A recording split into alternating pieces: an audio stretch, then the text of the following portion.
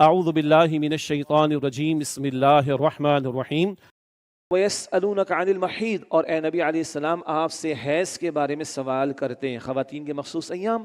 قُلْ هُوَ أَذًى، آپ فرما دیجئے وہ گندگی ہے، یعنی ناپاکی کا معاملہ ہوتا ہے۔ فَاعْتَزِلُوا النِّسَاءَ فِي الْمَحِيضِ، لہذا عورتوں سے حیض کی حالت میں الگ رہا کرو۔ وَلَا تَقْرَبُوهُنَّ حَتَّى يَطْهُرْنَ، اور ان کے قریب نہ جایا کرو یہاں تک کہ وہ پاک ہو جائیں۔ الگ رہا کرو کیا مطلب؟ ہندو مت میں، یہودیت میں عورت کو ان دنوں میں اچھوت بنا کر بالکل الگ کر دیا جاتا ہے، یہ انتہا ہے، غلط۔ اور مسیحیت کے ماننے والے ان دنوں میں بھی تعلق قائم کرتے ہیں، یہ دوسری انتہا ہے۔ اسلام عدل کی بات کرتا ہے، اعتدال کی بات کرتا ہے، زوجین کا جو حتمی تعلق ہے آخری وہ منع ہے، باقی ساتھ سونا، کھانا، پینا، گپ شپ کرنا، لطف اندوز ہونا سب حلال ہے، لیکن زوجین کا حتمی تعلق ہے وہ قائم کرنا منع ہے۔ یہ ہے جو اس مقام پر پہلی بات۔ وَلَا تَقْرَبُوهُنَّ حَتَّى يَطْهُرْنَ، اور ان کے قریب نہ جایا کرو یہاں تک کہ وہ پاک ہو جائیں۔ مراد جب خاتون پاک ہوگی تو اس نے غسل کرنا ہے، غسل کرنے کے بعد اب وہ پاک ہو گئی ہے، اب زوجین کا تعلق جو حتمی ہے وہ قائم کیا جا سکتا ہے، اس ناپاکی کے ایام میں تعلق قائم کرنا منع ہے۔ فَإِذَا تَطَهَّرْنَ فَأْتُوهُنَّ مِنْ حَيْثُ أَمَرَكُمُ اللَّهُ، پھر جب وہ پاک ہو جائیں تو ان کے پاس اس طرح آؤ جیسے اللہ نے تمہیں حکم دیا ہے۔ اللہ نے فطرت میں یہ بات رکھی ہے زوجین کے تعلق کے حوالے سے، سب کو معلوم ہے، آگے ایک اور اہم نقطہ بھی بعد میں آئے گا۔ فَأْتُوهُنَّ مِنْ حَيْثُ أَمَرَكُمُ اللَّهُ، تو ان کے پاس اس طرح جاؤ جیسے اللہ نے تمہیں حکم دیا۔ اگلی آیت کا اگلا ٹکڑا بہت پیارا ہے اور پیارا ہے۔ إِنَّ اللَّهَ يُحِبُّ التَّوَّابِينَ وَيُحِبُّ الْمُتَطَهِّرِينَ، بے شک اللہ بہت توبہ کرنے والوں سے محبت فرماتا ہے اور وہ خوب پاکیزگی اختیار کرنے والوں سے محبت فرماتا ہے۔ نساؤکم حرث لکم، تمہاری بیویاں تمہاری کھیتیاں ہیں۔ کیا مطلب؟ انسان بیج کیوں ڈالتا ہے؟ فصل کے حصول کے لیے، ٹھیک ہے، تاکہ فصل ملے گی۔ تو زوجین کے تعلق کا ایک بڑا حاصل جہاں سکون کا حصول ہے، وہیں ایک بڑا حاصل اولاد کا حصول بھی ہے۔ نساؤکم حرث لکم، تمہاری بیویاں تمہاری کھیتیاں ہیں۔ بڑی پیاری پیاری باتیں مفسرین نے لکھی۔ تو کھیت کو ایسے ہی چھوڑ دیتے ہیں، اس کی حفاظت کرتے ہیں، حفاظت کرتے۔ مرد کو اللہ نے پروٹیکشن کی ذمہ داری دی ہے۔ ایک عورت اپنے شوہر کے ساتھ جب رہے تو وہ اپنے آپ کو پروٹیکشن میں محفوظ سمجھے، پروٹیکشن میں محسوس کرے، محفوظ سمجھے اپنے آپ کو۔ تو جیسے کھیت کی حفاظت ہوتی ہے، انڈسٹری لگا تو اس کی تم حفاظت کرتے ہو اور سارے معاملات کو دیکھتے ہو۔ اب اس بیوی کی کفالت، اس کی حاجات کو پورا کرنا، اس کے معاملات کو پرسکون بنانا، اس کے جو بھی سارے تقاضے ہیں یہ شوہر کے ذمے ہیں۔ محض خالی تعلق کا قائم کرنا تمہارے ذمہ نہیں ہے، تعلق سے آگے بڑھ کر کفالت کی ذمہ داری بھی ہے۔ نساؤکم حرث لکم، تمہاری بیویاں تمہاری کھیتیاں ہیں۔ فأتوا حرثکم انا شئتم، تو اپنی کھیتی میں جاؤ جس طرح تم چاہو، لطف اندوزی اختیار کرو۔ ہاں، وقدموا لانفسکم، اور اپنے لیے آگے کی تدبیر کرو۔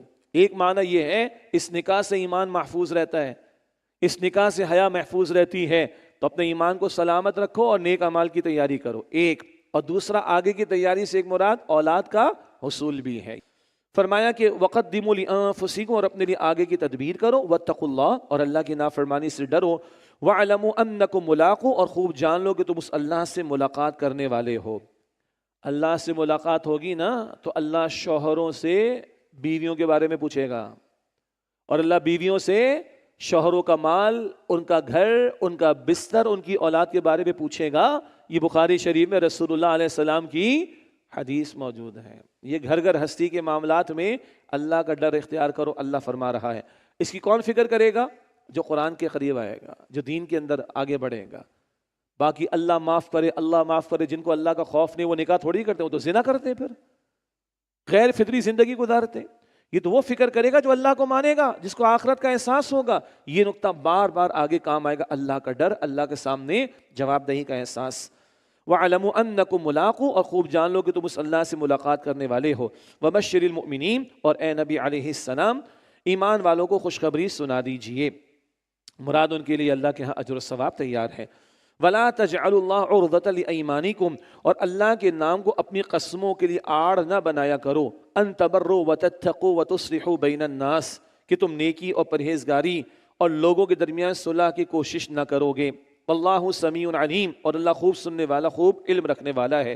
گھریلو معاملات میں، رشتہ داروں کے معاملات میں کبھی ہو جاتا ہے، کسی کو سمجھانے کی کوشش کی، اس نے آگے سے پلٹ کے دو سنا دی۔ بندہ کیا کہتا ہے، میرے باپ کی توبہ جو آج آئندہ ان کے معاملے میں پڑھوں، اللہ کی قسم میں تو ان سے کبھی بات نہیں کروں گا، میں کبھی صلح کرانے کی کوشش نہیں کروں گا، میرے باپ کی توبہ جو ان کو آگے میں کبھی سمجھانے کی یا نصیحت کرنے کی کوشش کروں۔ ہو جاتا ہے نا؟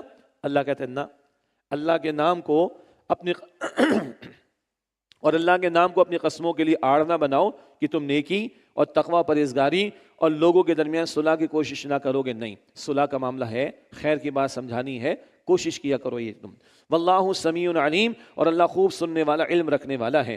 لا یؤاخذکم اللہ باللغو فی ایمانکم، اللہ تمہاری لا یعنی قسموں پر گرفت نہیں کرے گا۔ لا یعنی قسمیں، جیسے عربوں کا انداز تھا، ہر بات پر قسم، واللہ واللہ باللہ باللہ، عربوں کا معاملہ تھا، تو بلا ارادہ بندے قسم کھا لیتے ہیں، بات بات پہ قسم اٹھا لیتے ہیں، یہ درست نہیں ہے۔ لیکن اس پر پکڑ نہیں، پکڑ سے مراد ایک قسم ہوتی جو پورے ارادے کے ساتھ اٹھائی جاتی ہے، اس کو توڑا جائے گا تو کفارہ دینا پڑے گا، بات ابھی آئے گی۔ لیکن لا یعنی قسمیں، ان پر پکڑ نہیں۔ وَلَٰكِن يُؤَاخِذُكُم بِمَا كَسَّبَتْ قُلُوبُكُم، لیکن اللہ تمہاری ان قسموں پر گرفت کرے گا جن کا ارادہ تمہارے دلوں نے کیا ہے۔ واللہ غفور حلیم، اور اللہ بہت بخشنے والا، نہایت حلم والا ہے۔ حلم والا مطلب اللہ میں بہت تحمل ہے۔ شرک لوگ کر رہے ہیں، کفر لوگ کر رہے ہیں، اللہ فوراً نہیں پکڑتا، اللہ معاف کرتا ہے، اللہ ڈھیل دیتا ہے، اللہ تعالیٰ مہلت دیتا ہے۔ تو جو دل کے ارادے سے قسم اٹھاؤ گے اس پر شریعت کے احکامات لاگو ہوتے ہیں۔ قسم کا کفارہ، اس کی تفصیل آئے گی سورۃ المائدہ آیت نمبر 89 میں، وہاں تفصیل مزید آئے گی انشاءاللہ۔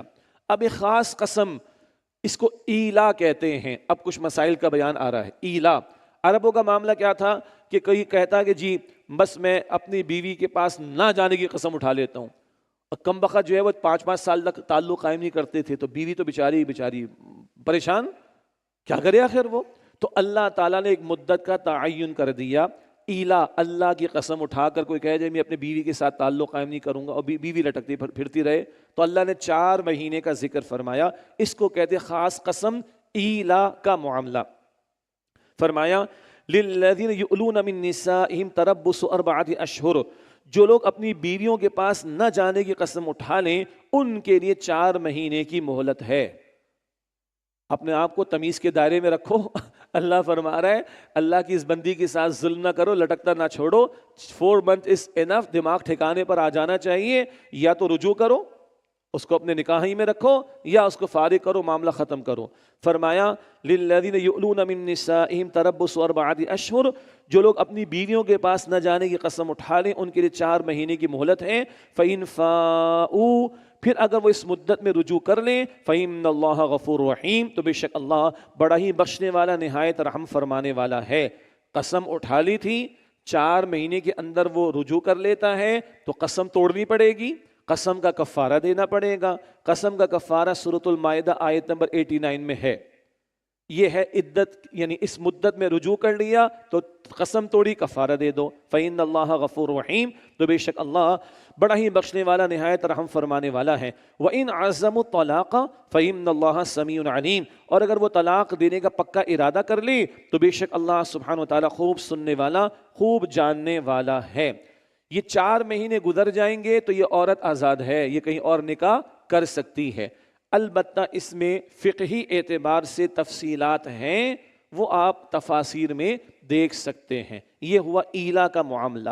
اب یہاں سے طلاق کا تذکرہ شروع ہو رہا ہے، تو چند بنیادی باتیں۔ طلاق ہمارے دین میں اس کی گنجائش دی گئی ہے، پرمیسیبلٹی ہے، مگر انتہائی پوائنٹ آف نو ریٹرن کی شکل میں، اور اس سے پہلے 20 مراحل ہیں، اور لوگ بائی پاس کرتے کیونکہ دین کا علم حاصل نہیں کرتے۔ شادیاں کر رہے ہیں مگر پتہ ہی نہیں کہ مرد کی ذمہ داری کیا، عورت کی ذمہ داری کیا ہے۔ زبان کنٹرول میں رکھو، خوف خدا دل میں رکھو، تقوی کی روش اختیار کرو، معافی کا معاملہ کرو، درگزر کا معاملہ کرو، ایک دوسرے کی خوبیوں کو تلاش کرو، جھگڑا ہو جائے تو گھر کے معاملے کو گھر میں سلجھانے کی کوشش کرو، اور اگر گھر کا معاملہ گھر میں سیٹل نہیں ہوتا تو خاندان کے بڑوں کو یونٹ آفس میں مت جاؤ، ہاں سیاست دانوں کے مرکزوں پر مت جاؤ، چوراہے پر بیٹھ کے اپنے گھر کی عزت کو برباد نہ کرو۔ گھر کے بڑے، خاندان کا ایک بڑا شوہر کے ہاں سے، خاندان کا ایک بڑا بیوی کے ہاں سے بیٹھ کر پیچ اپ کرانے کی کوشش کریں۔ کہیں طلاق نہیں ہے ابھی تک. یہ سارا بائی پاس کر کے ٹھک ٹھک ٹھک طلاقیں دیتے ہیں, ظلم کرتے ہیں, انتہائی ناپسندیدہ. مگر دین فطرت ہے, پوائنٹ آف نو ریٹرن آ سکتا ہے, پرمیسیبلٹی. پھر طریقہ بتایا گیا ہے کب طلاق دی جائے. عجیب لگے گا آپ کو, ایسے وقت جبکہ زوجین کا تعلق قائم نہ ہوا ہو اور خاتون حالت پاکیزگی میں ہو. یہ سورہ طلاق میں پڑھیں گے 28 پارے میں. سنیں, حالت طہر میں خاتون ہے, مینسس کا دور نہیں ہے, مخصوص ایام کا معاملہ نہیں ہے, پاکیزگی کی حالت ہے, اور تعلق بھی قائم نہیں کیا, تو ایک طلاق دو. یہ رسول اللہ کی تعلیم ہے صلی اللہ علیہ وسلم. ایک وقت میں ایک دو. ظالم ہے وہ لوگ جو 30 مرتبہ 300 مرتبہ دیتے ہیں. اور سیدنا عمر رضی اللہ تعالیٰ عنہ نے ایک وقت میں 3 طلاقیں دینے والوں کو کوڑے لگوائے تھے. کوئی نہیں بتا رہا آج, کوئی کوڑے نہیں لگ رہے, اور ظالم بیٹھ کے گھروں کو برباد کر رہے ہوتے ہیں. باقی تفصیلات ایک وقت میں ایک وقت میں 3, وہ علم آپ کو بھی ہے, وہ علماء سے مسائل پوچھیں گے, اپنے اپنے مکتب فکر کے علماء سے مسئلہ پوچھ لیں. مگر طلاق دینے کا طریقہ پیغمبر نے بتایا, بیان ہی نہیں ہو رہا, نہ کوئی معلوم کر رہا ہے, اور دھڑا دھڑ گھر کے گھر برباد ہو رہے ہیں. اور اس سے آگے بڑھ کر خلا کا معاملہ بڑھتا چلا جا رہا ہے. جتنے اللہ اور اس کے رسول نے اقدامات کرنے کو کہا, ان کو بائی پاس کر کے گھر برباد ہو رہے ہیں. خدا را ہمیں گھروں کو بچانا ہے, خدا را ہمیں گھروں کو بچانا ہے, خدا را ہمیں گھروں کو بچانا ہے. مسائل معلوم کرنا چاہیے, شریعت کی تعلیم کو سیکھنا چاہیے. یہ گڑیا گڈے کا کھیل نہیں, یہ نسلوں کے معاملات ہوتے ہیں. اللہ ہم سب کے گھروں کی حفاظت فرمائے. والمطلقات یتربصن بانفسہن ثلاثۃ قروء, اور طلاق یافتہ عورتیں اپنے آپ کو روکے رکھیں 3 مرتبہ حیض آنے تک. 3 مرتبہ حیض آنا یہ ہے ایک مطلقہ ڈائیورسڈ خاتون کی عدت کی مدت. اور آج ہمارے ملک میں بننے والے ڈراموں کے اندر عدت کا ہی سرے سے انکار, عدت کا ہی سرے سے انکار. تو ڈرامے بازی میں تو ڈرامہ ہی ہوگا نا پھر, یا ڈراموں میں ڈرامہ بازی ہوگی, شریعت تھوڑی ہوگی. کیا ان ڈراموں سے دین سیکھیں گے ہم؟ ان اداکاروں اور اداکاروں کے ڈائلاگ سے اسلام سیکھیں گے ہم؟ انا للہ و انا الیہ راجعون. تو ڈراموں میں ڈرامہ بازی ہو رہی, یہ قرآن ہے, یہ اللہ کا کلام ہے, اور اس کا امت پر اتفاق ہے. تو طلاق یافتہ عورت, اس کی عدت 3 مرتبہ حیض آنے تک. ایک مسئلہ ہے سورہ طلاق میں آ گئی, خاتون بوڑھی ہو گئی اور اس کو حیض نہیں آتے, تب کیا ہوگا؟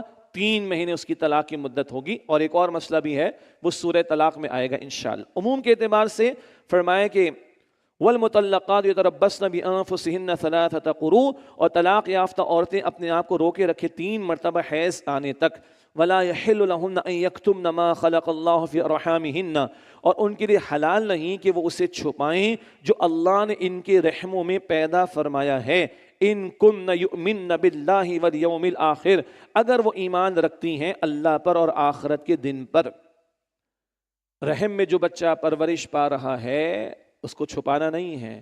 ہمارے دین میں نسب کی اہمیت ہے نا, وراثت میں حصہ نسب کی بنیاد پر ہوگا, محرم نامحرم کی تمیز نسب کی بنیاد پر ہوگی, اینڈ سو آن. کوئی وارث ہوگا تو نسب کی بنیاد پر, اینڈ سو آن.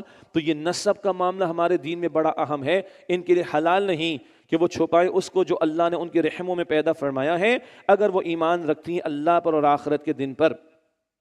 وَبُعُولَتُهُنَّ أَحَقُّ بِرَدِّهِنَّ فِي ذَلِكَ إِنْ أَرَادُوا إِصْلَاحًا, اور ان کے شوہر اس مدت میں انہیں اپنی زوجیت میں لوٹا لینے کے زیادہ حقدار ہیں اگر وہ اصلاح کا ارادہ رکھتے ہوں. کیا مطلب؟ 1 طلاق کی حد تک, 2 طلاق کی حد تک رجوع کا امکان ہے, یہ شوہر کا اختیار ہے. وَلَهُنَّ مِثْلُ الَّذِي عَلَيْهِنَّ بِالْمَعْرُوفِ, اور ان عورتوں کے بھی حقوق مردوں پر ہیں جیسے ان مردوں کے حقوق, اور ان کے بھی حقوق مردوں پر ہیں جیسے ان عورتوں پر مردوں کے حقوق ہیں. یہ ترجمہ بڑا دلچسپ ہے. سادہ سی بات یہ ہے, مردوں پر ذمہ داریاں ہیں, وہ عورتوں کے حقوق ہیں. جو عورتوں پر ذمہ داریاں ہیں وہ مردوں کے حقوق ہیں. ایک بات. اور ایک بات یہ بھی ہے کہ مردوں پر ان کی ذمہ داریوں کے اعتبار سے اللہ تعالیٰ نے معاملہ ڈالا تو حقوق بھی دیے, اور عورتوں کو جو حقوق دیے وہ ان کی ذمہ داریوں کے اعتبار سے. مثلا اگر ایک شخص کا انتقال ہو تو بیٹے کو دوہرا حصہ ملتا ہے نا, کیوں؟ مرد پر کفالت کی ذمہ داری زیادہ ہے, تو ذمہ داری کے اعتبار سے اس کا حق بھی شریعت نے معین کیا. فرمایا کہ وَلِلرِّجَالِ عَلَيْهِنَّ دَرَجَةٌ, اور مردوں کو عورتوں پر 1 درجہ برتری حاصل ہے. کیا مطلب؟ اللہ نے مرد کو کفیل بنایا ہے, کفالت کی ذمہ داری ڈالی ہے, نان نفقہ اس نے دینا ہے، مہر اس نے ادا کرنا ہے، ایک ہی دعوت سنت میں ولیمے کی وہ اس نے کرنی ہے، اولاد پیدا ہوگی شوہر بیوی دونوں کی ہے لیکن کفالت کی ذمہ داری مرد پر ہے، گھر کا سربراہ اللہ نے مرد کو بنایا۔ یہ ذکر آئے گا سورہ نساء کی آیت نمبر 34 میں، الرجال قوامون علی النساء، مرد عورتوں پر قوام ہیں۔ جب وہاں پہنچیں گے تو مردوں کو ایک غلط فہمی ہے وہ بھی دور کر لیں گے انشاءاللہ، اور عورتوں کو ایک پریشانی ہے وہ بھی دور کر لیں گے انشاءاللہ، لیکن ہمیں ویٹ کرنا پڑے گا سورہ نساء کی آیت نمبر 34 تک پہنچنے کے حوالے سے انشاءاللہ۔ واللہ عزیز حکیم، اور اللہ بہت غالب بڑی حکمت والا ہے۔ دعوانا ان الحمدللہ رب العالمین، والسلام علیکم ورحمۃ اللہ وبرکاتہ۔